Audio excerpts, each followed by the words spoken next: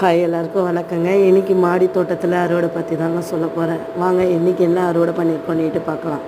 இது பாருங்கள், இதுதான் ஒரிஜினல் நாட்டு செம்பருத்திங்க. அதனோட விதைகள் கிடச்சிருக்கு. இது எல்லாருக்கும் ஷேர் பண்ணோம். இதில் பருத்தி வரும் பாருங்கள். அந்த பருத்தி வந்து நம்ம திரிக்கி எல்லாத்துக்கும் யூஸ் பண்ணலாம். அப்புறம் வந்து ஒரிஜினல் தூதுவளைங்க. தூதுவளையில் 2 ரகம் இருக்குது. ஒன்று வந்து வெண் தூதுவளை, இன்னொன்று வந்து ஊதா கலர் வயலட் தூதுவளை 2 இருக்குது. நான் வந்து வெண் தூதுவளை கொஞ்சம் கோல்டு இருக்கிறதுனால கொஞ்சம் வந்து ரசம் வைக்கலான்ட்டு தூதுவளை கொஞ்சம் எடுத்துக்கிட்டேன். அப்புறம் கொஞ்சம் ஹெர்பல் டீ மாதிரி ஏதாவது போடலான்ட்டு கொஞ்சம் வெத்தலை, அப்புறம் செம்பருத்தி, கொய்யா இலை, அப்புறம் ஆடாத்தோட இலை இதெல்லாம் போட்டு ஒரு கஷாயம் போட்டு குடிக்கலான்ட்டு எடுத்துக்கிட்டேங்க. அப்புறம் தோட்டத்தில் மல்லிகைப்பூ கொஞ்சம் கிடச்சிது.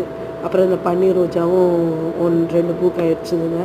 அதுவும் கஷாயத்துக்காக எடுத்துக்கிட்டேன். பிடிச்சிருந்தா லைக் பண்ணுங்கள், மறக்காமல் சப்ஸ்கிரைப் பண்ணுங்கள்.